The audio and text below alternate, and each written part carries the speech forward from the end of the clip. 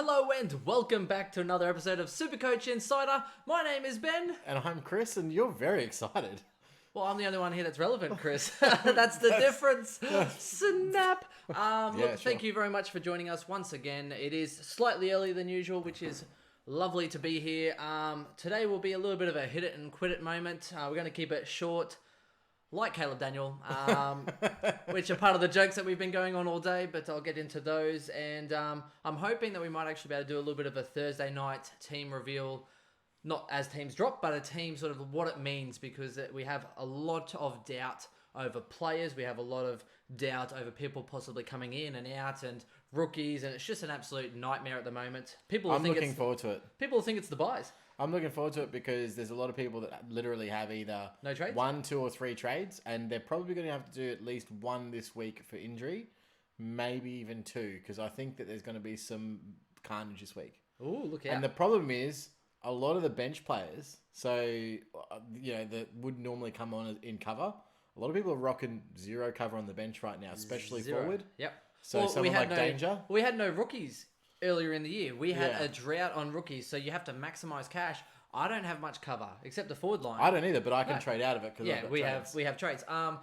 Okay, so rule number 1: wait for final team announcement, particularly Friday for the Sunday games, before you make your trades, because you can't go back. Rule number 1. Rule number 1. I can't bring anyone back from the dead. It's not so we're not calling anyone out, particularly not Bomps, who got stuck with a donut on Naish, apparently. So I don't think you respected my Aladdin reference enough, because that was really, really good. You're doing all the hands. I thought you were doing Talladega Nights. Anyway, look, let's get straight into it. On our socials, facebook.com/SCInsider. Twitter, we are SC_Insider_. And on Twitch, we are twitch.tv/SC_Insider. And on YouTube and all major podcast platforms, search for us, SuperCoach Insider. Yeah. Pretty cool. Easy. Very done. We smashed that. Easy. No stuff-ups this week. It's great. So look. Only took 15 weeks. For those of you who have followed me when Chris was being slack, you've already seen this beer, but Chris is trying it for the first time. It is the... Oh, which way are we going? So the Endeavour... Why is it all blurry? Chris, you got to get out of the picture. Sorry. I'm letting it... That's not focusing. There we go. And then it focused right there. Okay, well, either way. Endeavour, it's a midi, so I can have a few of these and then still drive home safely. Happy days to that. Drink responsibly. So, Chris, how did you go this week? It's the first week in a while that I've been decent, but it still wasn't amazing, because basically anyone who owned Marshall basically fucked me over. So that was really great. I really enjoyed watching his score go up and up and up and up and up and up and up and up and up, and just really not stopping ever. I really was hoping at some point someone would just throw themselves. I'm talking like full, like slide tackle, high foot, bust a kneecap on him. Like Chris, you can't hope for those kind of things. I know, Can I at this point, it's pretty much all I've got. Can I just say? I'm just kidding. I would never. He's not the only one actually, because there's been a couple of big people. I mean, Lysette went absolutely ham as well. He's had a big score. There's also another player as well, had over 30 touches, kicked a few goals as well, Chris. Westhoff. Had a great game. Unfortunately, great. Chris, you can't bank those points. No. Because he was dropped and in the sample, but... He was dropped there, but also he had to get dropped in my team as well, because I had to trade him to avoid a donut. Yeah, and wouldn't it be ironic if Max Gorn was out and then you don't actually have Westhoff anymore? No, that would be ironic this week, but it would be not ironic because also I'm not Alanis Morissette, known as she can be ironic. Ironic? No. Okay, cool. No, like that would be really bad. That would be the worst possible case scenario for me ever. So what's your rank? But whatever. So I'm still like the same rank that I've been for the past 5 weeks, which is around 20,000. Right. Which doesn't really... I actually went up this week, so... Last week, after a shocker, I went down to what I started the buys at, which was like 23,000. This week, I'm back down to 20,000, I think. Yeah, 20,800. Right. And I went up by 3,000. So I did score 2,296, which wasn't too bad. It was a pretty good score. I actually had some really good efforts. I won 7 of 9 league games. Oh, wow. So they're only like... Oh, yeah, 2,296, not a bad score. So, the big... Like, I didn't have the best captain, so I went with the Grundy captain choice. I don't have Marshall, which was the big forward. Also Lysette, and I obviously have Gorn. Oh, and they're nearly out of reach too, Lysette and... I was going to say Maxwell. Marshall. Literally, this is the last week you can get them for the year. Yeah. if you're interested, because after this they're 600k, and I am not paying 600,000 for a Marshall. I wouldn't even pay 600,000 for a Marshall franchise. Let's put it that way. Holler at a Marshall, I would not do it. The other thing was with my team. So because I went up, because I had to trade Westhoff because I would not have traded him if he was named, because I did want to see how he actually played with Charlie in the team, but because he wasn't named, I did trade him, and that meant that I couldn't trade. Remember how I was throwing up between two options? One of them was Baker to Sloan, so I missed out on that trade, and unfortunately that meant I had to field Haitley, so I fielded Haitley for 55 instead of his 127, I think it was. Man, that was quick. You need to slow that train down or speed up. But I did bring in Hearn from Smith, so I did gain points that way. Oh, nice. Me too. So I gained probably what I lost there. I think I probably lost overall about 10 points, but I gained all the points for the trade-in target, which I made, which was Jack Zeeble. So yes, and it's funny because you didn't even know. Like, he asked the one man that actually knew where Zeeble was playing. Yeah, so we had some inside information, and he's like, "Yeah, sounds good." Didn't even tell you Zeeble was playing forward. The morning of trade, like I was trading, we get asked by a guy who has inside information to the Ruse and Essendon, yes. And he goes, and he asked me what trades I was making. I said, "Oh well, I'm thinking of doing X, which was Smith up to Hearn and Westhoff to Zeeble because I'm pretty much screwed." This was Friday morning, I think. Yeah, so this is fab. Yeah. Yes. And he just gave me a thumbs up emoji, and I was like, "Sick, all right." Well, no info, and then proceeds to give everyone else after kickoff, everyone else in the group chat the lowdown, like the whole day Friday after kickoff. Or did I miss it? It was Friday. No, the whole chat was on chat Friday. Oh, so okay, so when did you ask him? Saturday. I know he asked me Friday about 11 a.m. I asked him Friday. No, he came to me. He posted it Friday night about all the information about Zeeble for Saturday. Yeah. No, yeah. So no, because they played Saturday. Yeah. Oh, maybe I did my trade Saturday morning then. Northern, whatever it was the morning of. Yeah, I must have missed the chat or whatever. You did. Anyway, so I was really annoyed. Anyway, so we start the game. Zeeble's probably playing forward in the first half, and he was actually in the first quarter barely sided, but he got kicked a goal. So well, not only that, he tried to position him. He tried to get that front spot, but he wasn't allowed it. Yeah. So he's kind of out the back trying to get this free kick. And he got a cheap one out the back too, which is good. Then the guy that actually replaced him in the midfield, which was the that rookie guy that was tagging, he gets I call him Matthew Hayden. He got what happened to him? He did a Achilles. Oh, did he really? Yeah, he did an Achilles at half time. Oh, good thing he's only 100k. And Zeeble then had heaps of more midfield time, and then kicked 2 running goals as well. Takes his score to 120 for a nice little debut in my team, which I was was quite nice. Well, I brought in and I was getting ribbed all day, but it was the only forward I wanted Daniel. I couldn't afford him. I had 17k and I needed 22. So I was 5k off going to Daniel, and then it would have cost me another trade. That's so funny. So I got lucky this time. Yeah. But, because I probably would have gone to him instead of Marshall just on principle. So you're saying you were just slightly shortchanged? I was shortchanged. I was. Mind you, let's get into the short man jokes, but I'll do that just after I announce how I went for the week. Okay, so for my team, I brought Smitty as well up to Hearn. Unfortunately, I kept Dersma because his break-even was lower, although they basically dropped the same cash. So the way I saw it, Smith's going to drop like 30k, Hearn's going to drop 30k, so I might as well just take Hearn's score. Yeah. Doesn't really bother me. Unfortunately, Dersma actually had a bit of a stinker, so he will be making his way up to Whitfield. I don't think I can afford him this week. However, if Gawn goes out, I might be able to go Gawn down to Lysette, and then actually go Dersma to Whitfield, bang, bang. But look, we'll see how we go. I scored 2,349. I did the VC on Grundy. I was going Grundy into Fife. I'm happy. And for some people, they went Danger into Gawn or whatever. Well, your life just sucks, unfortunately. A lot of people going onto the Gawn train. Thank you for talking me off Lloyd on a VC very quietly. Thank you very much. You're welcome. He was horrible, except you're welcome. You're welcome. Yep, thank you very much. Lloyd was horrible. Had a bit of a run with accountable role. I tried to talk people off Gawn as well. So you did, and you got me off Gawn. Having said that, it was injury related and it wasn't necessarily form, but he was sucking before he got injured. So unfortunately, that's just what it is. Chris, apparently we should re-record. So the information was fab. That is definitely not the person's name that commented the information. No, it's just about SuperCoach. So, but yes, we are correct in that. Ben Ashton is listening live, so thank you, Ben Ashton, for following live. Let me go through. So 23.49, I believe it was. I am now ranked 431, so I moved up another 71 places. I think it was 80 the week before, 70 this time. 431, so I'm sitting fairly well.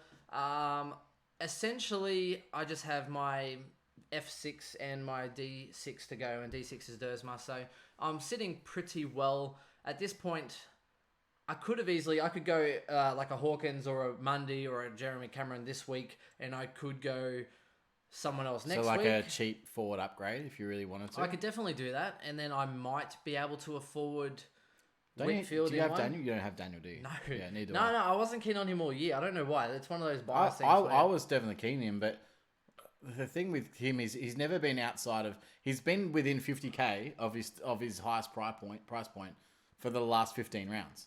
So who cares? Like you never really needed to get to him. He wasn't really performing outstandingly. He wasn't burning you, so it wasn't like you need him. But a lot of people grabbed him to finish off their forward line. So consistency was really good with him, and that's one thing that I'll say is that he was definitely a good pick, but he wasn't a desperate pick. It wasn't a must-have pick in people's forward lines. So a bit sad that he's gone down, and I think that a lot of people will they'll be looking for upgrade targets over the next week, and it'll depend. It'll really vary depending on what outs happen. I think that Danger might be an out this week, so we'll see how that goes. Danger, no, he'll play. Don't worry. I mean, he ends up manning up and then playing in a forward line and scoring you an 80, and then great. But I'm not stressed because, again, I can trade out. But imagine if you had, obviously most people have Danger, and then you've got to trade Caleb as well, and limited trades. And Danger will be back next week anyway. I don't know what the big issue is. Gorn's the big one, though, because he's expensive. He has a break-even of around 204. He's going to drop some massive cash. If you did happen to, instead of copping the donut, I will highly be considering my options. Whether it's Lysette, but the problem is if I bring in Lysette, that's going to really mess up my program because he's that expensive that I'm going to have to either burn more trades to make my final upgrades, which will take me more time anyway. I'm going to have to still bring in Max Gorn, but that'll have to be through setters or whatever, even that that forward line swing. It's just it's a bit of a messy situation. It really has thrown this conundrum in there. I don't want to go through too many hypotheticals. I'd rather wait till teams are announced on Thursday just to see. The game's not till Sunday, so you're not really going to find out anything until Saturday anyway, so I wouldn't be making my trades earlier than I had to. Mm-hmm. Because there's every chance Saturday's going to come out Saturday night or whatever, being like, oh, Danger hasn't got up for tomorrow. Or even Sunday morning. He wakes up, he has a bit of a run through. Yeah, look, it's not great. He's not playing, or he could even be a late out. Yeah. So I would be holding as much as I could until the last minute before I actually made my decisions. And you know that 20, 40, 60,000 people are going to see see Gorn included on Thursday going, woohoo, he's in. Nah, mate, there's plenty of time. What a crazy perfect storm it was for anyone who just didn't have Gorn the whole year. And for the last few weeks, they've been cursing because they haven't been able to afford him in. And they've got Goldstein, and Goldstein goes 131 on the weekend. And Gorn spuds it up with an injured 46 and might be out next week. So you must be loving your life if you've got Todd Goldstein right now. You spend the whole year just hating your life. I wouldn't be that excited. Why not? You just picked up at least 80 points straight away. Yeah, but even then, he's lost. Like, he's averaging, low hundreds? Gorn was averaging, even after his injured game. Even after his injured game, Gorn's still averaging 120 plus. You got to remember, though, what did they do with that extra 150 grand at the start of the year, and how many points was that calculated? Even still, Goldie, even before this week, Goldie's probably still 300 points behind. Yeah, but then you just made up 80, so now it's only if you don't trade less than 15 points per game. I'd rather make that 300 points and burn one trade. Yeah, but what I'm saying is that one score of 80 plus next week, which could definitely be. Are you saying if they don't have trades? Well, let's say this week you made 80 points on him, right? And if he's averaged 30 points, what's the average for the year? About before this week, 25 points. Well, if you're going before this week, or including that Goldie's 80 points amount up this week, he's still 300 behind for the whole year. Yeah. Before this round, so Gorn was averaging 130. So Gorn was actually about 28 points per game for about 15 games ahead of Goldie. So I don't know how you're saying it's a good Yeah, but here's the thing. What did you do with the extra 150k? Well, they probably if brought you in made a, an they probably extra brought in 30 a points spud. per game, it doesn't matter. They probably paid for a Rory Laird or something or other who did nothing all year. You could have gone to a Libber early, which got you a lot more points than a rookie on field, or you could have gotten a Rockcliffe earlier. Anyway, let's play the. Anyway, I'm just saying. Let's play the revisit the starting. Hindsight's fantastic. So you're saying that if you knew that Max Gawn might miss a week, you would go Goldstein at the start of the year? No, I'm saying if I knew that Goldie was going to get injured in round 15. Or, you mean Gawn? Sorry, yeah, if Gawn was going to get injured and Goldie was going to go 133 in that week, with the majority of the competition owning him, you just take the risk and play with more mid prices. I don't think so. But you're never going to know that. Chris, if you started Goldie over Gawn, your rank would be 44,000. That's true. Like, this is true. Anyway, yeah. So look, that's pretty much where I sit for this. I'm going to go through the Caleb Daniel. So out for 3 to 4 weeks. It's quite funny. So I put out a little bit of a tweet and on Facebook yesterday. So I said Caleb Daniel's pulled a minor hamstring. The tear itself is significant. It's his hamstrings that are minor. And seriously though, he's out for 3 to 4 feet. So I followed that up with today, and this is why I love the community, because not only is like my jokes are so cringeworthy sometimes that literally with that I actually tagged in. They are cringeworthy. I actually tagged in SC Elites just because I feel like every time I post something that's cringy or a bit dad joke or whatever, they always You tend mean to everything just, you post? pretty much everything. They're just like, oh, like, you know, face to hand, that kind of thing. So I actually tagged them in it because I think it's just funny. And they're just, but when they comment and get back to us, it just gives us more publicity, really. So, Oh, you're just leeching them for their likes. well, here's the upsetting part. The last time I posted something, they posted a GIF, and it had 7 likes before I had 2 on the actual post. Yeah, that's because your comedy's not that great. Over time, it actually, mine overtook. Anyway, so here's what I said. What would you like to hear on tonight's podcast? I could do some Caleb Daniel jokes, but that would be beneath me. Anyways, this is why I love the community. I'm just going to roll these out. So I followed up one. Daniel owners have to upgrade this week. They can't sideways their primo because everyone is taller. Carl Shepard says, I tried to trade in Caleb Daniel last week, but I was a little short. Swizz wants me to talk about draft leagues. I'm assuming that's because Swizz probably beat me in one of the draft leagues this week. I need to do less draft leagues next year because I can't even keep track. Mike was actually This is what happens when you start going well in standard. You know, draft goes to this like. No, well, the problem is that draft goes in the bin. I really enjoyed doing the actual picking of the teams this year. So I was like, yeah, I'll just create 2 more and I'll do 2 simultaneously, which is fun. And I really had the best time picking draft teams. But now I've got like 6 draft teams and I can't keep an eye on the waiver. Like, I can barely manage the 3 that I've got. It takes me like 20 minutes after team announcement to go through my side and then check my captains. And even then I might do Have you looked into your AFL fantasy draft? Nah. I'm still like top of the ladder and I haven't actually touched my team in like 8 weeks. That's messed up. Anyway, so like if I might have an awesome VC go well, but I'm not going to check back that and check 6 leagues. True. Okay, so Mike says just make it a short one for Caleb. Which so the podcast, Mike, mate, love your work there. So Tony was looking forward to Saturday night's game after half time. Someone yelling out that there's still an Oz kicker on the ground, which I thought was great. Stones, love your little get together, but don't stoop so low. It's easy to overlook how good the man is. Derek, I'll try downgrade him, but I'm no good with microtransactions. David, I never looked up to Daniel, which is another good one. Michael, I think he might struggle to get up this week. William, come on guys, don't sell the guy short. And Ando says Ben to bag Chris or Pod because of Collingwood.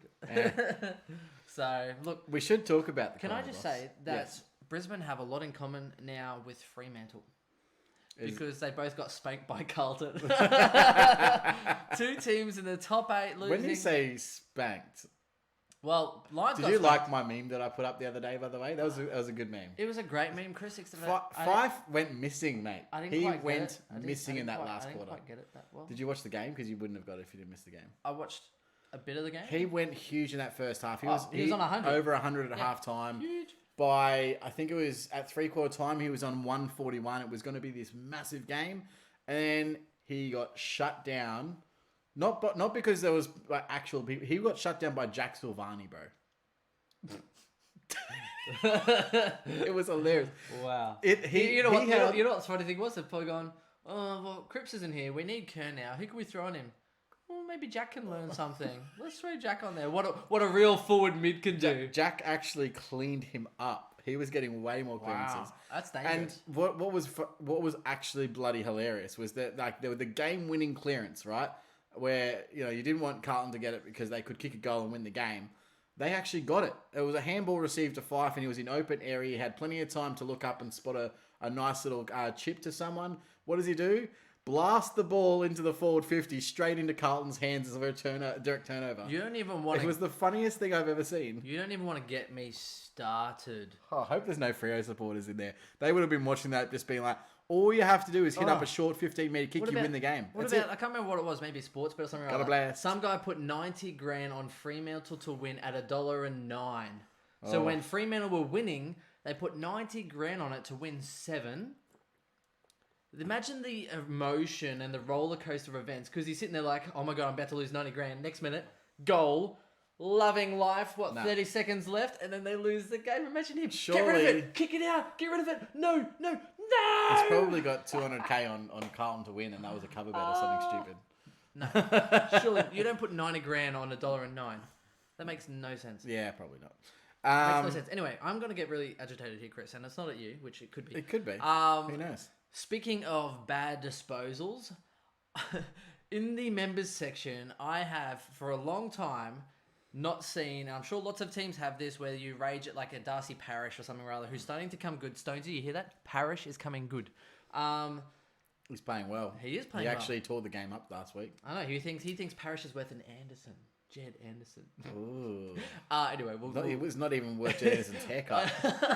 He actually said, but he has that hairdo. It's so bad. I was like, the problem is though, someone telling me needs to get his hair cut. I was like, the problem is if I have Anderson, he's probably not going to make my 12. No way. Somebody giving it to me for free. I already gave you Marshall, mate. Calm down. Anyway, Marshall. Literally, sprainer. Oh, yeah, that bad. You probably didn't see the game, Chris, but I have in my life never seen someone butcher the ball so many times within 25 meters of goal. You've never seen Jack Crisp then, have you? Within goal? I have seen Crisp, actually. He was at the Lions for a little bit. Remember that little bit? He likes to play the game, just a tip. He does like to play just a tip. Anyway, so he literally, 25 meters in front of goal, he either kicked one out in the full and missed 3, or he kicked one out in the full and missed 4. Horrible. It's probably to the point where goal kicking practice with Eric Hipwood. No, well, it's funny how you say that, Chris, because you obviously haven't seen the game, because Hipwood kicked 5 goals within essentially about 12 minutes. I mean, look, if you have 100 shots, 5 have got to go in, right? He nailed them, Chris. Hipwood was not the issue. Sprainer, right? Horrible. Fair and enough. he's sitting there like kicking around the corner, kicking it straight, spraying it everywhere. And I was like, sprainer! To the point where even this guy behind us is like, he needs to get off. And he's this older guy. Next minute, he's sitting on the bench. I was like, mate, you got a direct phone line to the bench. He's off. Next minute, Rayner's off. We kick 2 goals. What happens? They bring it back on. We're like, fuck off, Rayner. Literally everyone. He's there for the rotation. And then you know what they did? They didn't put him forward. They put him on the wing. Who was the second draft pick that year? I'm not done. The second pick after Rayner. Was it Hopper? No. Hopper was the year before that. He was many years before. Before. Who was Rayner and then someone that was good?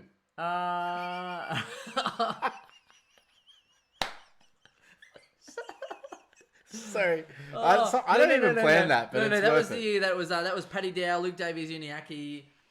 Luke Davies-Uniacke was 4. Rayner draft year. Let's do this. So hang on. Wait. Dow, Paddy Dow was Carlton, which was I think pick 3. Number 4 was Luke Davies-Uniacke. Taranto was the year before that. It was 2017. Wasn't? And I'm gonna find it. I'm gonna find it out. Okay, maybe someone can pick it up in the meantime. So look, I definitely know Luke Davies-Uniacke, Paddy Dow. I'm definitely missing one, and another there was like 4 highly rated guys. The other guy can't kick either. It's Andrew Brayshaw.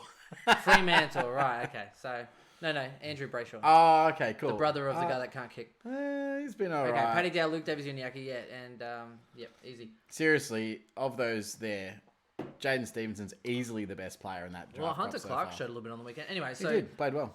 Rayner went to the wing, still butchered it. Then they pushed him into defence, butchered the ball. The ball came back in, and then he literally, instead of going long and down the line, which Hodgie was like right in his face, mate, you need to go long down the line and get it out of there. He tries to do a torpedo out of defence, Makes sense. Becomes this shitty banana and goes straight to the opposition, turnover goal. And I was like, all the members section are just like, get him the fuck off the field. He needs to play. If he's not dropped this week, conspiracy. It's a conspiracy. If Reina is not dropped this week, I swear to God, and I've not been this agitated in so long, everyone was giving it to him. Reina dropped. Has to be. Fair enough. I didn't watch the game. Has to be. I'm kind of glad I didn't, to be honest. But I mean, It was the worst half of football I have ever seen this year. That's a bit. Lions were 4-15 or 4-14 or 5-14. It was horrible, and Melbourne didn't do much. Horrible. Yeah, horrible. Yet in the third quarter, fourth quarter, I was like, how the hell we're on 100 points? We just turned it on. Anyway, it was a bad first half. Yeah, you won. Yeah, why am I still agitated? Fair call. I mean, let's talk about Collingwood, Chris, then, and how deplorable they were. They were pretty bad. It was a build-up, though. It was not like no one could see. If anyone says they didn't see this coming, they don't know. They don't really know much about football. They've been playing terrible for about 4 or 5 weeks. So I need this definitely. No, they definitely. It's been a long time coming. Yeah, they needed to kick up the backside. I mean, if you look at their list, they have probably, I reckon, 7 to 9 best 22 players out. They've got, Are you talking about Stevenson? Yeah, so you've got Stevenson out, you've got Adams out, you've got Beams out. In fact, let me pull up their injury list so we can. Oh, come on now. Wells would be best 22, I guess you say. Well, he is, but I mean, again, he's just never playing. Yeah, never. You have 2 players that went down in the game. Elliot. Ben Reid went down in the first 5 minutes for the whole game, and then Sai went down at halftime for concussion. Yep. So I mean, Sai's the inside ball because Adams and Beams aren't there. Well, so they lost a lot of it. Cunnington was just literally ran through the midfield with no one on him. All Australian this year. Has to be. Here's the funny thing, Chris. Yep. Is that I was really happy. The Collingwood lost. I think everyone's not like happy that. I was really happy because I like my pies cooked. Good one. I'm gonna make a Facebook or Twitter status and tag S02 because I want to be jokes Chris, and funny. You can't stop me. Not even a gaff can stop me. Not even a she. Stop me. No. Cap. Sorry. Who else we got? Lyndon Dunn's obviously out for the season. Jamie Elliott's out, but he should be available this week, though I think he'll probably play in the 2s. Jeremy Howe was obviously out last week. Tom Langdon's still out for about 4 or 5 more weeks.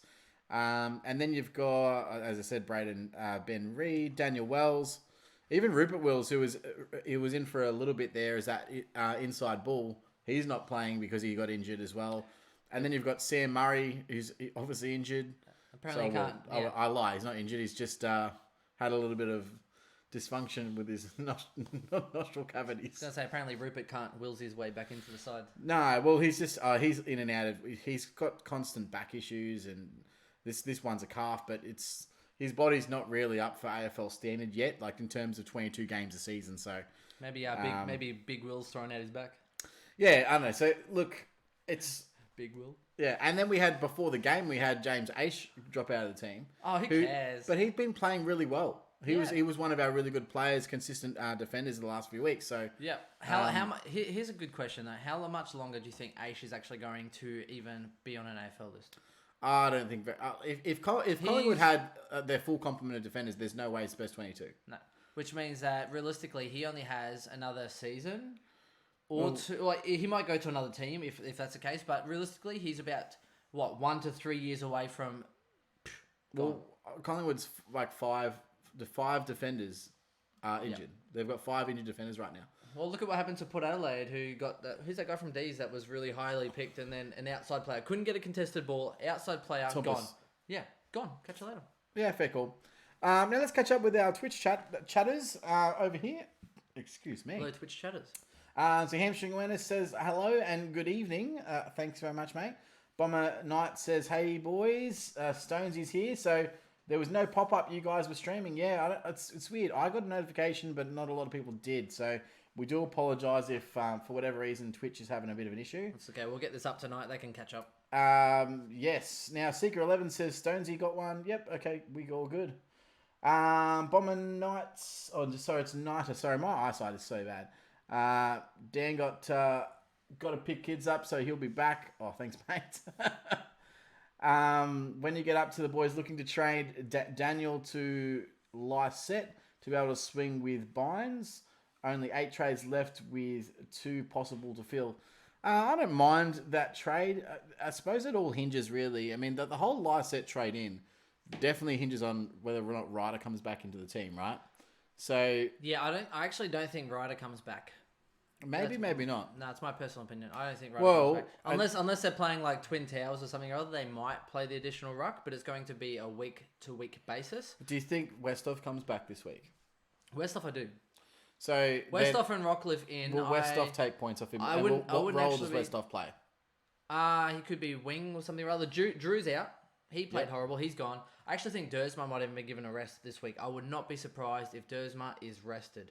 And that's going to really screw a lot of people. Well, they had a half a dozen guys that didn't turn up, Paul. Yeah, they're young. I think here's the problem though. The week before that, their young guys dominated Geelong. Geelong went ready for it. Shall we have a chat about Rockcliffe and his 57 disposals on the weekend in the twos? Yeah, that was the long way to what I was about to say. Yeah. So they played the young guys. They did really well. They're like, well, we can't drop these young guys because they just blitzed Geelong. However, they lacked composure. They lacked mature bodies.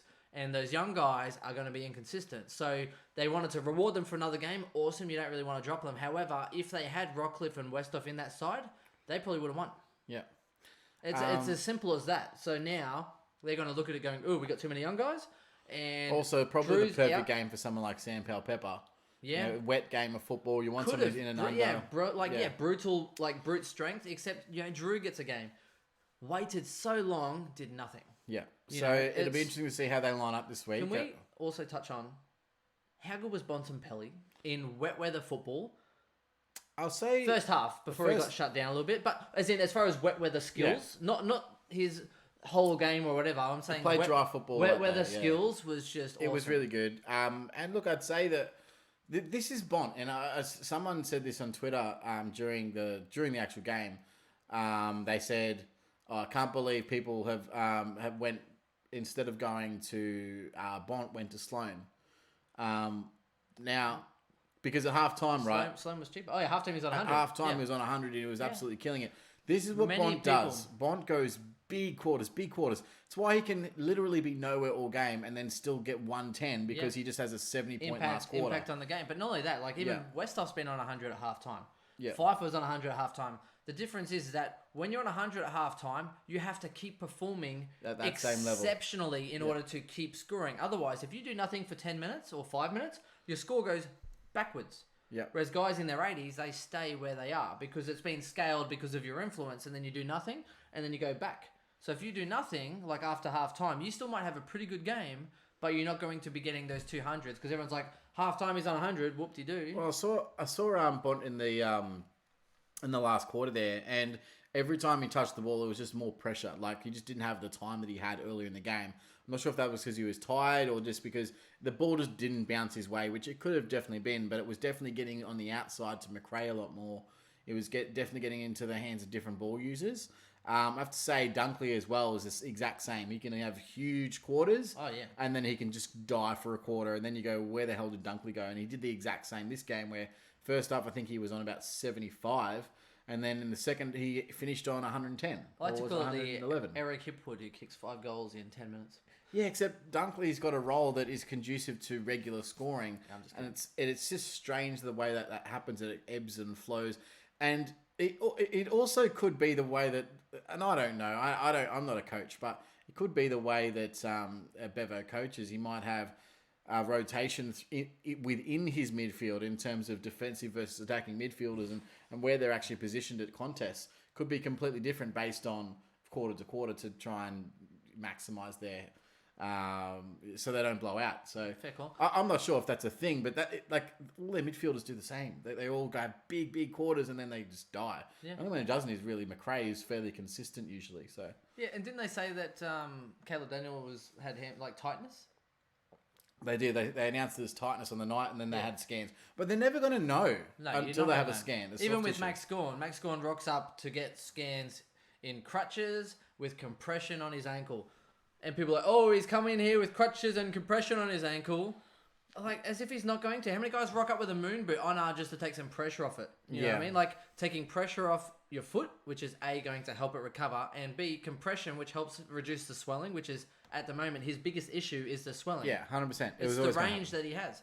Ben Ashton also said that same year as Rayner #1 was Tim Kelly pick 24. But he was a mature age, yes. Yeah. Which even there was no way he was going People first round. even then were like, whoa, like 24, that's a pretty high pick for Tim Kelly. Paid out well. Yep, pay him out early. Pay him out early. Well, he will get paid out early. Geelong, they got him for pick 24 and they're going to get a first round pick easy. While I'm on that, hopefully we get a hashtag Kawhi to Lakers sometime in the next 24 hours. That'd be really nice. I saw you commenting. You know what the problem is, Chris? The NBA free agency has been absolutely bonkers. The problem with Chris, The problem with Chris is we share our Twitter and Chris uses it for his own personal agenda. The amount of times that there's all these basketball tweets and shit coming through my live feed, I'm like, I don't care about this. Whoa, everybody does. No, they don't. I've watched your cricket shit. There's not much cricket shit on there. I don't follow. I don't follow 50 cricketers on Twitter, Chris, or 50 cricket channels to clog our AFL feed. I just really want to find out when Kawhi becomes a Laker. That's all I'm saying. Yeah, you have a personal account. That's true. Actually, like I am the real. What's his name? I don't even know. That guy. I am the real Napster. Yeah, that guy. Yeah. No, not the What? Not an Italian Job reference. Anyway, look, Chris. Let's move into what else did you notice from the games for this weekend, Chris? Besides, I mean, it's a bit wet in a few areas. Hearn was lucky Hawthorn couldn't kick in that third quarter because he really boosted his scores. Yeah, and even Stewart, he just managed to he scraped together that 87. He was going really well. It was really good that Logue outscored Ryan. That was really fun for me. So Ryan got a 62 and I got a 67 with Logue. Worst. That was fantastic. Literally, Lloyd bad, Ryan bad. The only thing that actually made me laugh was the fact that Hooley sputtered this week. And I lost it. So happy. Logue also outscored Hooley, which was great for me. Although I was happy that, because I remember speaking to you, how I was thinking about maybe I should bring in Haitley. Because everyone's going to have him. Yeah. They either have him or they're going to bring him in. Well, let's talk about that game. Because Cripps was out, so I was like, oh my God, they're going to have Haitley. And he's probably going to get you 90 points, which means that I'm probably going to be behind 30 points if I don't bring him in. Yeah. In the end, Clark outscored him. And I'll have to apologise to a guy that was asking us questions, and he asked me, does he go with Hind and McRae or Haitley and Sloan? Oh, still Haitley and Sloan. So I said to go Haitley and Sloan. Yeah, I would have too. Just based on the fact that you'll at least, like, the problem with obviously the St Kilda small forwards is that if Matt Parker and Robbie Young or anything. Now, Hind went really well in the first half. He was on 53 and ended up 58. Okay. So he got 5 points in the inside. I still like that trade. Not only Haitley is going to jump up in cash, he's also looking like he might. Although Whitfield coming back in, I would laugh my ass off if Haitley gets dropped. He'll guaranteed. Although I still think he's good for another 5 weeks. But so give the lad a chance. He played really well when he was on the field. They cut his minutes. They cut his minutes big time. What an insult! He took a hanger on the wing. What an insult, though. Yeah. Literally, is he like maybe Titch, who was doing so well in the seconds that they just wouldn't give him a go? He kind of reminds me a little bit of Pendlebury the way he plays. He always seems to have time. He's never panicked when he's got the ball. Who picked him up in keeper? Someone did. I've got him in keeper. Oh, okay. I've got about. I had him in keeper, and I was like, I've got him, Dersma, Jordan Dawson. I had Dersma at one point. I had Dersma and Drew, and I was like, nah, stuff Drew. I had Dersma. I got Berry and McCluggage. That's and fine. You'll drop him anyway. Nah, don't worry about keeping him. You can only keep 12, bro. Yeah, I'm going to keep all my young guys. I don't have any I've got like Elliot Yo, who's 26. Oh, I'll trade you Elliot Yo then. Nah, no chance. Oh, well. He's 26. He's still young. Okay, well, quit complaining, Chris. No one likes a bitch. But yeah, so in that Giants game, Cornelio had quite a few possessions. I think he had like 37 possessions and only went 104, which was really, really annoying. He had a lot of useless, like there was, I reckon on 3 different occasions, he just got his foot to the ball and that's counted as a possession, and he kicked it a meter in the air and it was a direct clanger. No, that Kelly, he was not very reliable with his disposal on the night. Kelly got to about 108 early in the fourth quarter, and then Essendon went like big old arm wrestle. Yeah, they also got stuck on the bench in the last few. And they just smashed. In the last few minutes of the game, both Kelly and Cornelio were on the bench. Yeah, and then you know what happens?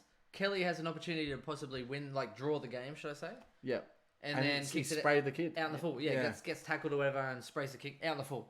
So he was on 108 early in the fourth. Could have easily gone 130 plus. Yep. Did not. Can't be that upset though. He did okay. Nah, you can't be.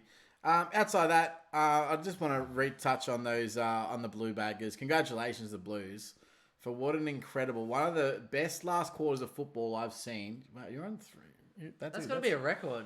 That's pretty impressive. How long have we been going for? One of the best last quarters I've seen just from a comeback perspective in terms of the excitement, because even though they kept meeting adversity, so Dons? No, Dons were there good, was some good comebacks. Carlton and Freo. There was, they pegged it back and they were just outside, 2 or 3 goals out, and then they'd get that extra goal, and then Fife would, Freo would kick away again. But I think it was similar with when they were versing the Lions. Yeah, but they just didn't give up. But they were behind, and then they fought to get back into it. Even though there was sometimes that one goal can break the back of the opposition, and then they just run away with it. Like the D's. And Carlton didn't let that happen. Yeah, exactly like that. Carlton didn't let that happen, and they actually they kept trying to peg it back and kept trying to peg it back. And sure, everything's got to go right in that last couple of minutes. But, then Freo kicked away again, and I thought, oh, that's done. And then Mark Murphy in that... But, I mean, Mark Murphy's entire last quarter was absolutely brilliant. You know the best thing was? Mark Murphy played in the middle. Yeah. Oh, what a surprise. Yeah. He's a midfielder. Like, he was really impressive. You know who else has been impressive the past few weeks playing in the mid? This is going to be a joke. Sam Podolski-Seton. Oh, he's still averaging what, 85 now? Mr. Mark Stones wants to trade me in keeper. Danger for Podolski-Seton. That's who he wanted. And he won't take Parrish. What a fucking idiot. Actually, he wanted me to remind you that... He wanted Bontempelli for Dangerfield in a keeper league. And I was like, mate, you need to go and fucking look at what a keeper league means. Yeah, Stonesy also wanted me to remind you that Rowan Marshall's the number 1 ranked player in the league at the moment. I don't care. Rowan Marshall's going to be a ruck only next year.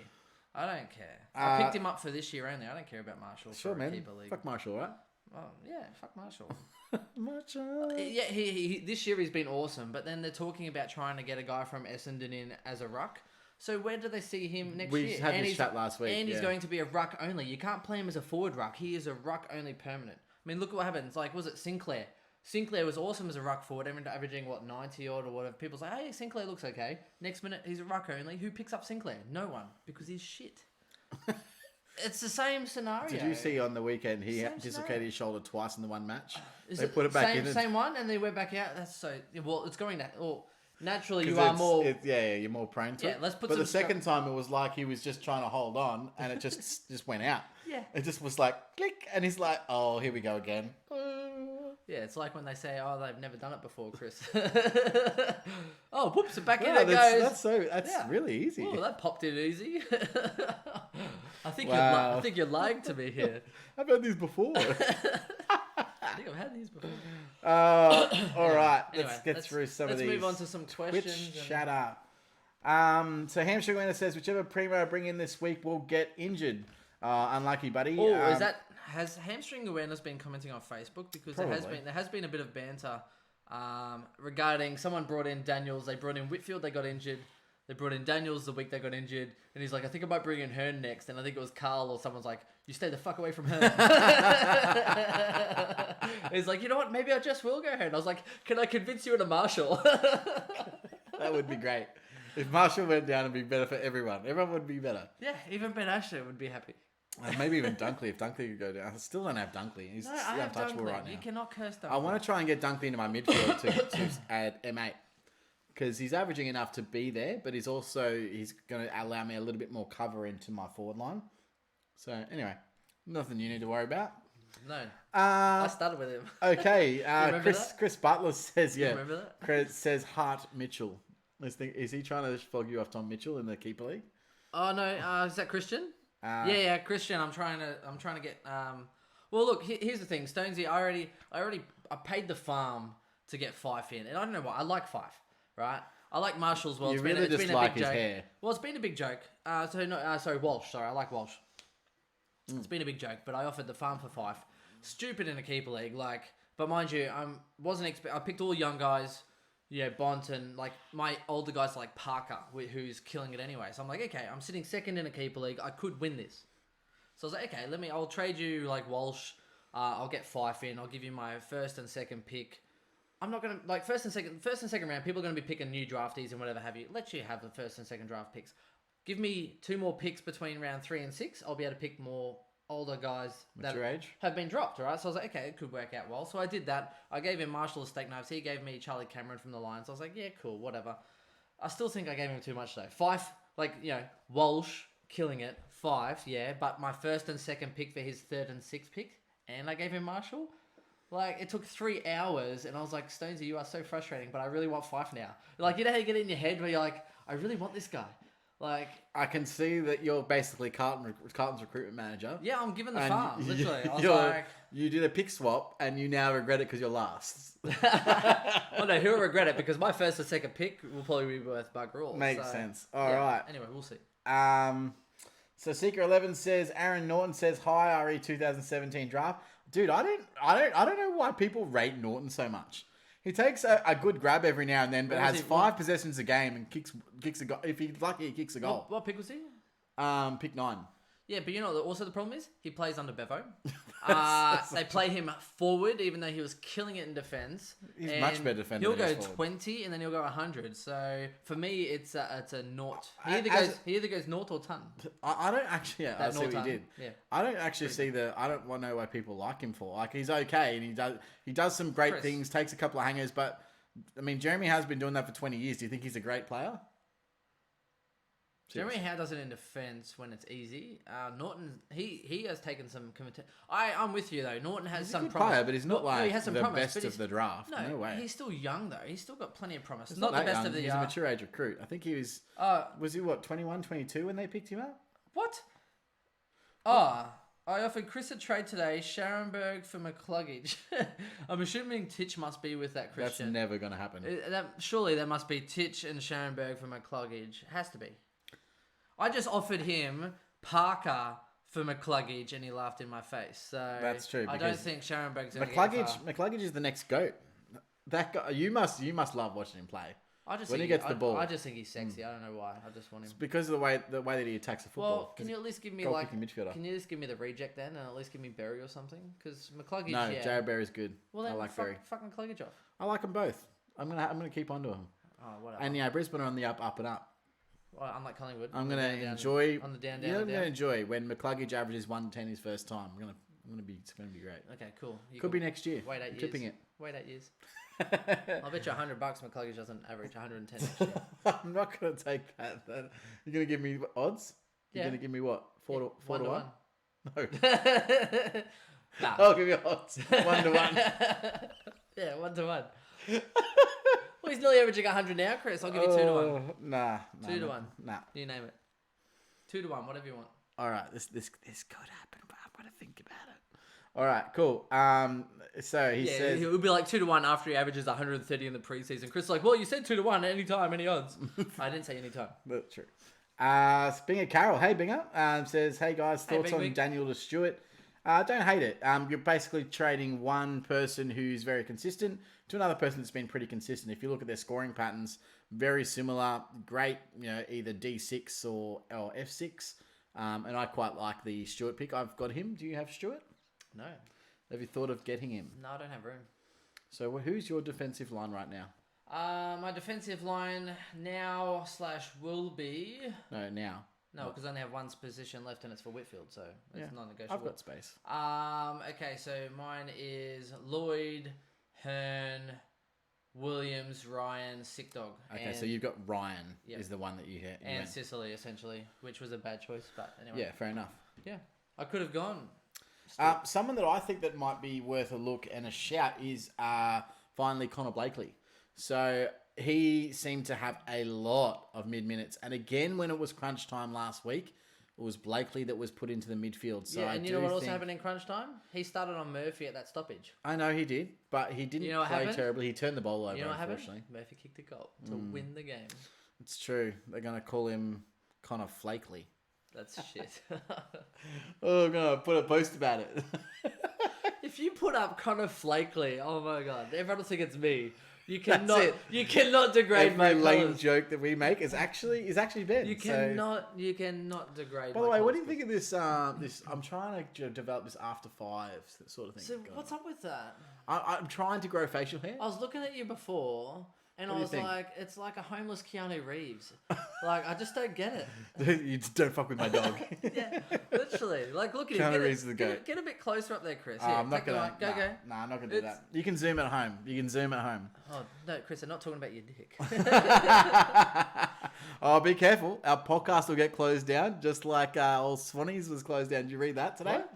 Dane Swan's podcast got closed down because some reporter Took offense to it. took offense to some joke that they made on the podcast. Really? And they closed it down. Right. Yeah, Well, we'll just launched then that post on Twitter. Facebook and Twitter. Hey guys, we have a new podcast channel for the next 4 weeks while we're shut down. Yeah, well, they can just use our platform. It's fine, but they don't get paid. And I assume that at that level, It'd have he to would be. he would be financially compensated for what he does. Yeah, on he's a probably podcast, paid. so. He's probably paid in grams. I don't think he doesn't need that anymore. He's definitely made enough What's cash. up with him trying to get the trip to Vegas because the piss take on That the was flowers so there? funny. That's so funny. That was great. Like he's like, yeah, I'll like post Instagram and I'll keep you updates on like what I'm spending your money on, basically.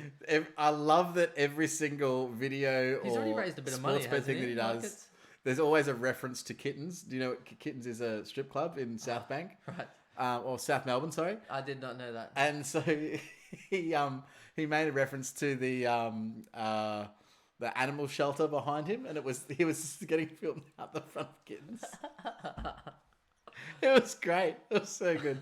So now, if you're listening at home and you ever wonder why those jokes are about, that's the strip club in South Melbourne called Kittens. Is he owner or is he just been? No, he's just notorious back in the day. He used to go there all the time. So that's like his joke, his in joke. Yeah, it's pretty Jeez. funny. Anyway, moving on. Definitely moving on for that, Chris. All right. There has to be some rookie questions here. Whether we like Cameron, whether we like Chol, like what's going on here? It has to be. So Binger says, how amazing was Rocky in the Sandful? Yes, he was great. He'll likely be in. I would love to see the Supercoach scores of that because I think he scored Fantasy just over was like- 200 DT. Yeah. But I reckon with Westhoff's 3 goals, there could have been 2 double tons there. Could have been. So yeah, Yeah, well, it's not surprising when guys should be playing AFL but aren't. Oh, and just as I say that, Binger says 220 SC points in the Sandful. So yeah, it would really be interesting to see what Westhoff was on. Seeker 11 says Daniel to Bont via Setterfield. Setters on field until I can upgrade. Mids are done. Yeah, So as in if I think Bont, you're gonna have to. So what? Getting Bont, finishing in midfield. Daniel is that what it to means? Bont. Yeah. Yeah, and finishing the midfield. Setters then on field until. Yeah. Yeah, and that's fine because I think your points gain is enough there. I think that's not a bad idea. Like going that switch because not only that you have so many forwards actually dropped at the moment. Like and the guys that are still averaging 90 plus at this point. So There's some value to your pop bare up. basement. So Mundy cheap as I don't trust Mundy because of that role that we're talking about in future like past weeks. Yep. But any given week that could change. I still have Cameron, and he hasn't punched out a decent score for me in a long time. But Mundy could even go 140 like he's done 3 times this year. So it's highly possible that could happen. I probably wouldn't pick Mundy, however. The second one is Jeremy Cameron, who is dropping cash so hard. But again, they have played Gold Coast again later in the year. He could get his stuff together and bang out some hundreds and 120s. It's like any key forward, exactly like Tom Hawkins. They're going to have big weeks. Tom Hawkins, however, has only had one really bad week. 164, 68, 170, as in one score of, and a lot of them have been like 90 odd, right? So he's been really good considering he did have that low score. Cameron has the highest ceiling. Mundy has the highest ceiling, but they also both have worse floors. Yeah. Hawkins is like don't quote me on this, but like 434-ish. Break even of 160 still. So he's predicted to drop to 395 this week. Yeah, nice little Cheap sideways. as. So Setterfield. Plus, you could also get a nice little cheeky Westhoff as well. For that money you could. I think it's 370k or something. So, but Setterfield next week, by the time Hawkins has dropped, Setterfield playing, it's about $100,000 to upgrade Setters to Hawkins, which is absolutely just outlandish. Yeah. And I'd like that. And there's no way you're getting anywhere near that sort of close to a top 10. He's still averaging 92. And Hawkins can go on a heater. They do have a good draw. Yep. He could easily average you 100 for the rest of the year. The thing is, you're never going to get anywhere near the top 10 mids from Setterfield. No, whereas you can get to a forward who could get you around 100 and be very serviceable with low ownership. Heaney's turned around a couple of good scores in the last couple of weeks, and it's He has. That was one of my uniques this week. Well, to me, I mean, he outscored most of the people that I'd have him as a pod against. So I don't have Dunkley. He outscored Dunkley. He didn't outscore Marshall, unfortunately, but he did outscore. How many people did, Chris? Yeah, did outscore Daniel. Did outscore a lot of the other forwards that are F5, F6. I tell you what, though, that person who's winning must have started Boak must have started Dunkley or traded very early to those guys. Yep. And then not only that, brought in Marshall cheap, being like, oh, Marshall, we'll bring him in. And then you get to the buy rounds, he's like, oh, I need some ruck swing, I'll bring in Lyset as a bit of a gamble. Next minute, Lyset's going bang. Has to. Well, you can't not our be mate, leading. Matty Grimston's up to, I think, the top 30 now. Yeah, he's close. He was out to the top 10,000, and then through the buys he went bang, bang, bang. Really lucky. Yeah. So he did the Lyset. He brought him in, and he's hit every one of his good scores. Yep. He held Riley O'Brien and hit him for that 180 in that week. Yeah, he's gone big.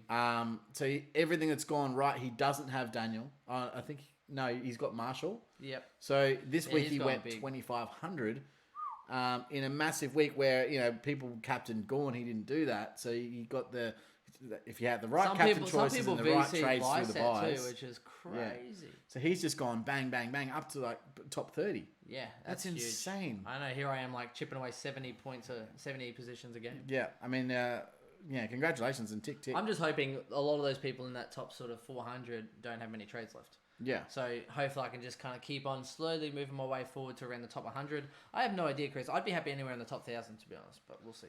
I'll be happy anywhere. Top 10,000? I reckon you can make 10,000, Chris. I definitely can.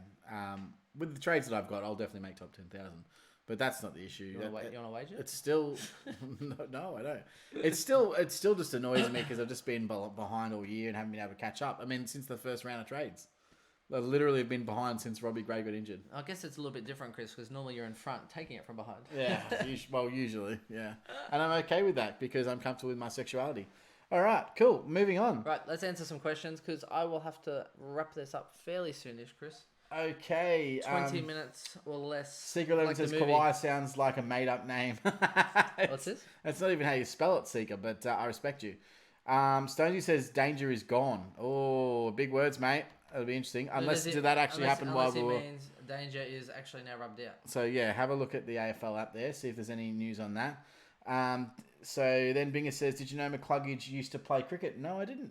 Interesting. And Jared Berry played for my local footy club. Oh, excellent. Nice. Good old Berry. Blakely has a BE of 88, so a nice little trade-in target. If I was to trade in my last defender this week, and it had to be this week, it's probably going to be Blakely. Because I do think he's got a higher ceiling than the others, and at this point, he's a good value option at his price.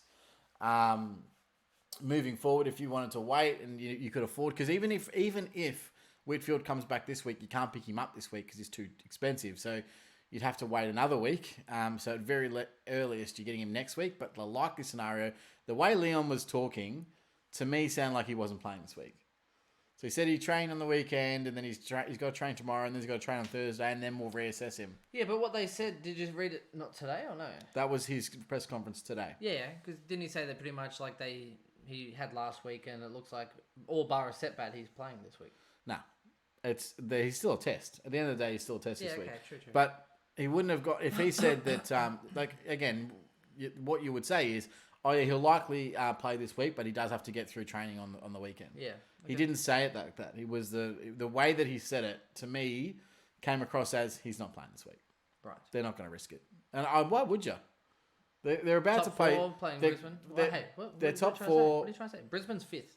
No, that's... It's just a crunch game. No, it's an important game, but every game's important at this end of the year. True. But unless you're Fremantle playing they're fairly well cemented into the top 4. No, they're not. Yeah. Well, with Collingwood losing, it opens that up. Yeah. They're only one game behind second.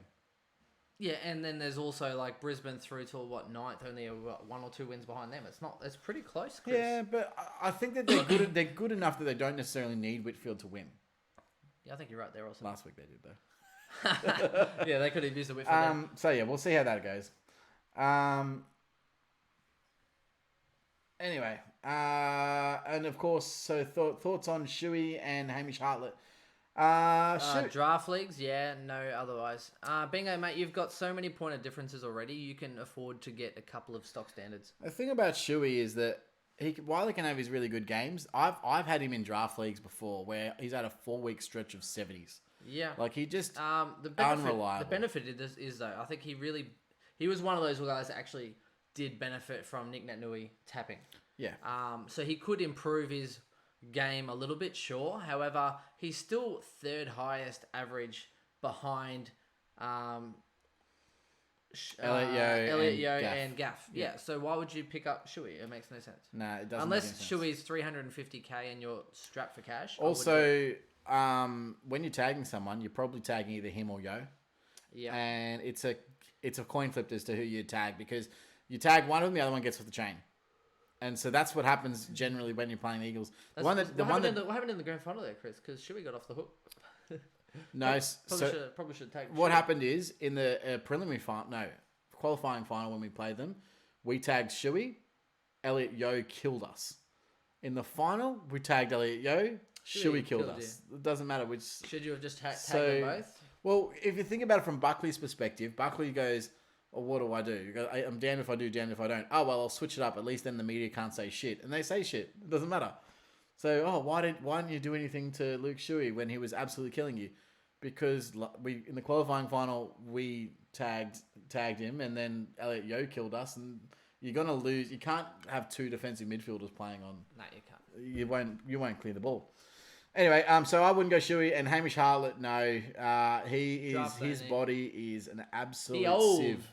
He old, and he has had more than a dozen injuries in his career. Don't do it. You want to be trading in someone at this point of the year that's likely going to not get injured until the rest of the year. So so Whitfield's probably a bad idea, but I'm going to do it anyway. I think Whitfield's got a high enough ceiling that even if he does get injured, as long as you've got a trade, you're okay, because you can go to anyone, because he'll probably be 550, 600k. Yeah, you can still. So you can go down to anyone, so it's not really that big of a deal. I do agree. Stonesy said I'm in danger in Keeper League. Oh no, he traded him. Oh, okay. Okay, cool. Who too? I'm not sure. I doubt it, because Stonesy takes 3 years to do a trade. Hey Stonesy. All right, cool. We got 3 hours before that news breaks. So Stonesy also wants to know if there's a defensive rookie to bring in. To which the answer is no. But why don't we talk about the rookies that are on the bubble? So we got Marbiol Chol, yeah.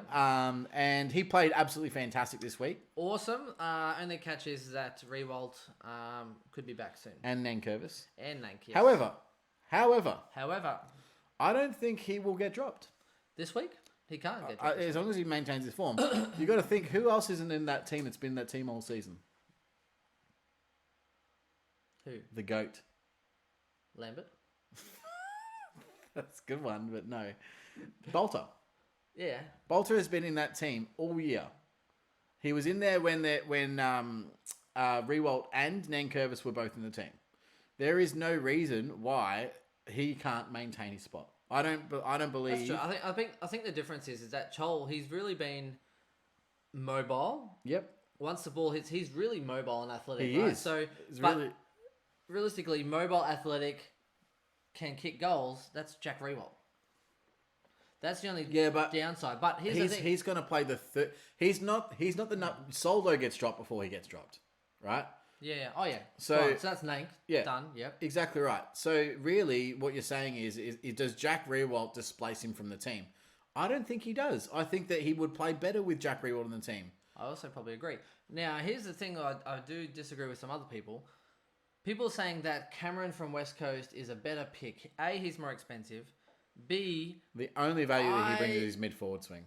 Yeah, I can't, he might get it one more game extra or whatever. However, Chol, he could make you 130, 150k like that, because he is $100,000. Not only that, I'm bringing him in, Chris, because I am going Dylan Moore from Hawthorn to him, which is going to free me up 158,000. Instead of me freeing up 140,000 or 143 or 145, I'm taking max value because I need that money to get someone else. And not only that, by a couple of weeks' time, when I'm trying to actually go setters, if he is exploded and played 2 games and made me 150k or whatever, I might even double downgrade and get the most expensive forward I can. Well, the thing is that you are in the position where you can do that because you have 11 trades. But all these rookies, I don't have confidence in any of them playing for the rest of the season. Chol, he has scored that well that at least he's going to bank cash. Regardless, as long as he plays. If you have some trades, yes. But even then, I just don't see Cameron keeping his spot all year. They have you 7 might as well changes this week. You might as well bring in, was it Cavara? Ben Cavara, yeah. I'd bring him in over. They had 7 changes this week, crazy. right? 7. Yes. Chol held his spot. Yes. And he played so well, he's going to keep his spot again. Exactly. You're not dropping him now. No. And I honestly believe that I think it's more Bolter than it is anything else. Chol's going to keep his spot. The squad anymore. He has a better chance of keeping a spot this year than Sprainer does this week. And here's the other thing: if you're having a look at, just have a look at your forward and your back line right now. For me, I literally don't have a playing forward emergency or a playing defensive emergency right now. I have my rookies are I've got Josh Rotham, I've got Patrick Naish. Yep, flat. Who obviously got dropped. Yep. And then I've got Burgess, and then I've got flat. Gardner. And flat, yeah. So if one of those are laid out, I'm screwed. My plan this week. Yeah, laid outs are going to hurt. The other issue is that none of them have really made cash. No. So I'm probably going to drop Rotham, and then move Burgess to the back line, so I can at least use that swing again. And then that way I only banked 70k from that, but that'll be enough to I've got 100k in my bank, and then I can go down up for my last upgrade. Okay, fair enough. That's not too bad. So it's not bad. Interesting. Yeah, right. So the other one is Cameron from West Coast, and he only got, I think, 4 or 5 6 possessions, was it? Yeah, about 20 Supercoach. So it was it great. 23, 26? And there's a small forward. That's going to happen. You're going to have a very, very poor score like that. And they won. And when they kick goals, they're going to go a little bit better. It was wet, but they also won. So he does have the value of the mid-forward swing. So if you've got a position where you don't have any... if you don't have a mid-forward already in your midfield... Yeah, you might want to trade him in anyway because it doesn't really matter if he doesn't play games. Maybe he's just a warm... At the moment, he's just a warm body who can cover you in a ditch, but also he can allow you that forward mid swing. So I've already got Hayden, so I'm good. I don't have it, which is why I've been considering him. Yeah. But I also don't have anyone in the midfield that's ready to be traded either. That also hurts. Which is where I want to generate most of my cash from. So I reckon Haitley could nearly be ready. What, like 210? I think it's 215 grand. All my midfielders are about somewhere between 210 and 260 grand. I think somewhere in there. So I really need them to get up to about 300 before I trade them. So I'm not looking at trading them this week. I might look at them next week, depending on break evens, etc. So the only trade that I'll probably look at doing is bringing in Chol this week. Well, Chol's meant to go up 77,000 this week. But to me, I'm actually looking at him from a job security perspective. Yeah. I think that he actually might have better job security than any of the other current or new forwards coming up. Yeah, I don't like Cameron's job security. And yes, I know Chol could be dropped, but so could Nation. People brought him in. Here's the best part though, Chris. Again, so 77,000 projected increase. What do you think he has to score to get that based on their projections? What do you think his projected score is then? Based on his big score, 61. That's good. With a break even of negative 111, he's projected to go up 77.3k if he scores 61. Imagine if he goes another 80 or whatever. Let's not forget, they're playing Gold Coast this week. Oof. They are playing Gold Coast, where all the hate is going into Tom Lynch. All the extra man up and the elbows to the head or whatever are going to Tom Lynch. Chol, who is more athletic and can jump higher than anyone even on the Gold Coast, they will literally... Chol will jump so high, they will think it's the Commonwealth Games again. I'll tell you what. He'll be choling them. See what I did there? Yeah, I saw it. It was horrible. So that was you that made that joke. It was not. Everyone can tell the difference in voice. Anyway, so if he goes well, he's going to make a lot more than 77. That's true. All right, let's move on to some further Twitch stuff before we get on to the Twitter questions, and we'll go from there.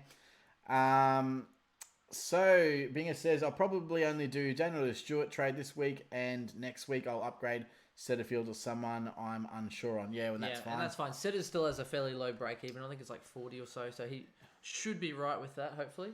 Yeah. Stonesy said Keneally. Oh, so they're doing keeper league trades in the chat here. All right, fair enough. Ignore. Someone says, I think this is about Whitfield. So we feel as though he's fully recovered, and we've given him the extra week. So barring any mishaps, we expect him to come in. That's what I was referring to. Leon Cameron, Lockie Whitfield. Again, I don't know about that. That's not how I read it. But we'll see. We'll see what happens this week at selection because Leon Cameron is a douche. All right. Hamstring Awareness says, I'm thinking of trading Burgess for Chol and having him as cover for Daniel, which is an option. And look, it's not the best option, but if you're playing for league, I think Daniel's the sort of player that he doesn't really have many soft tissue injuries. The problem, though, I would suggest that he would be more of leaning on the 3-week side of things. And if you are playing for league, I can imagine that you could get away with that. So is it Burgess to Chol? Burgess to Chol? What's he like? Is 190, 188, I think. So you make about 80k or whatever. Yeah, about 86k. It's not enough. The problem is though, he's out for 3 to 4 weeks. I don't know if I like Chol keeping his role and job for 3 to 4 weeks. That's an eternity. I don't mind that. Yeah, but it's an eternity. He's played 2 rounds and they've been separated. Worst case scenario is absolute worst case scenario is you can just trade him later. But worst case scenario, you should just sideways trade Daniel now and not even worry about. If you're playing for league, it doesn't matter though. Yeah, but if you're playing for league, you're not expecting Chol to play for 4 weeks. Unless you're expecting, I'll take Chol for 1 week, 2 weeks. Hopefully he'll play 3 weeks, 4 weeks. Otherwise, I'm just copping a donut and meh. Either way, I mean, yeah, exactly. If you're going for a league, may not even need to trade. Okay, so if you don't care about your overall, stuff it. Yeah. Get in Chol, make a little bit of money, sit there. If you get a donut, whatever. If Chol plays for 4 weeks, awesome, happy days. You've kept him, but yeah. Fair enough. Secret 11 actually just said, "Damn it, you've convinced me of Chol." I'm going him. I know. I listened to the SC Elite boys today, and they were ripping on Chol, saying that Cameron's the best way to go, and he has the best job security or whatever. I was like, I disagree. I do disagree. And look, everyone's got their own opinion. The benefit about opinions. But Chris has the biggest of them all. I do, and I can't be proved wrong because even Marshall's still going to get dropped before the end of the season. Wouldn't that be great? Round 22 gets dropped. No, round 21 Billy after comes in. Ashton has 0 trades, and then after round 20 gets injured. 21, 22, the grand 23. final gets dropped. That'd 21, be great. 22, 23. That would be great. Zeros. Maybe Ben Longer comes out. Because, Billy Longer's been killing it in the twos. 100 hitouts a game. Yeah. Ashton gets a bit sore, they drop him for 1 week. Longer comes out, bang, bang, bang. Or, I mean, it could be as simple as, they get an injury in their forward line, they need him to go forward, and they bring in a ruckman. So, who knows? Anyway. Interesting. The SuperCoach is it's a So, lastly on the Twitch, still need to upgrade Clark into the mids. Then I need to trade Darcy Moore. Wow, you got some work to do. Yes. Binger says, Chris, do you think Darcy Moore's scoring will improve now that Howe is out for a while? No. He actually got really lucky with his scoring on the weekend. Yeah, he hasn't been that great. We got lucky early on with his 80 and made a little bit of cash. Well, he had 63 DT for 100, I think it was 100 or 102 or something. Definitely 100. Supercoach. So lucky. Yeah, very, very lucky. I mean, he did take quite a few. The big scoring ones are the intercept contested marks, and he took a couple of really nice ones of those. But he's good at that. I wouldn't be banking on him for anything over an 80 average, to be completely honest with you. So no, don't do it. Any questions on the old Twitter sphere?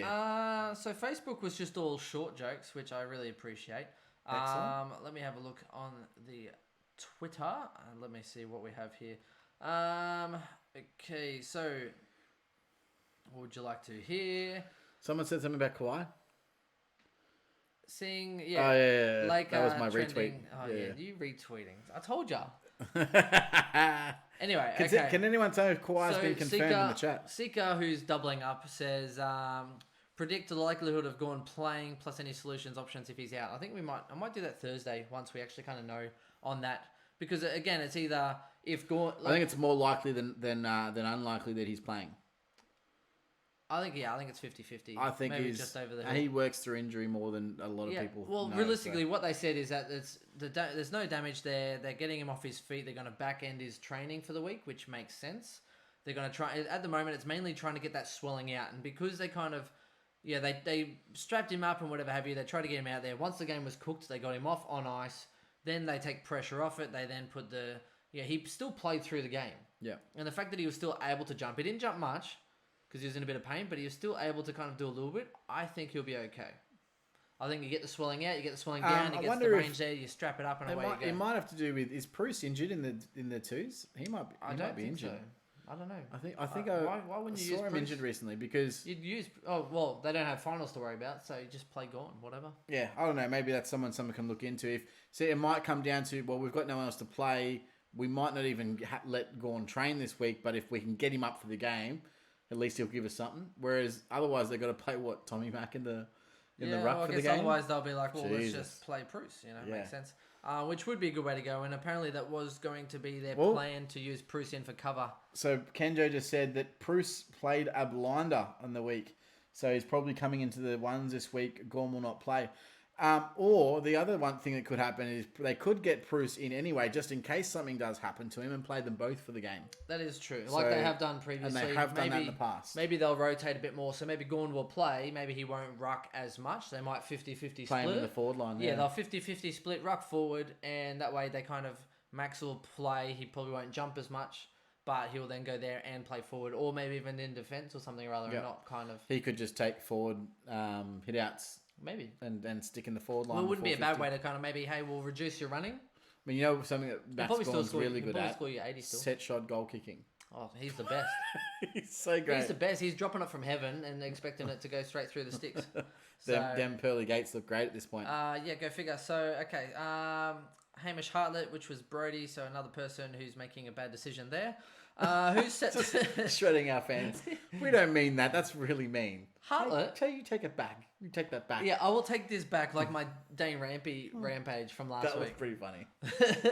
Yeah, you're like, dude, quit bullying the guy. What did he score this week? He scored 100 after Lloyd got 60. Of course he did. But mind you, Hurley got 60. So he was like the only person in the defence when the ball was getting down there at times. He's playing that deepest defender swing role. In fairness, Sydney played the Suns, and they play Carlton in a couple weeks' time. So you expect Rampy to at least do well against the Suns. You put him in a tough team, someone with a forward line.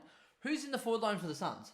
Absolutely sweet effing no one. You know who I really actually quite like that Corbett? sneaky for next year in SuperCoach? Corbett? No, is it Dan McPherson? From yeah, he's the son of the son of some other McPherson. Oh yeah, the Bulldogs McPherson. Yeah, he's a decent footballer. Yeah. Every time I see him, I'm like, who's that number 44? Remember how he was a 102k rook and made some money? Oh yeah, a couple of years. And I picked him up, and then didn't he do a collarbone or something? And he hurt himself. The game of his bubble game, he got knocked out or something. Like I just kept him on the bench. He came back. He came back. Yeah. Okay, so doing Caleb Daniel jokes would be a short podcast. So SC Goat FC. Michael Sable says you're a bit short on material. So this is again all the short jokes. I love it. God, I love you guys. It's so good. Should I go Ainsworth to Hearn or Hoare to Hearn? If I trade Ainsworth, it means I run Hoare/Logue as D6/7, or should I move Hoare now and run Logue at D6?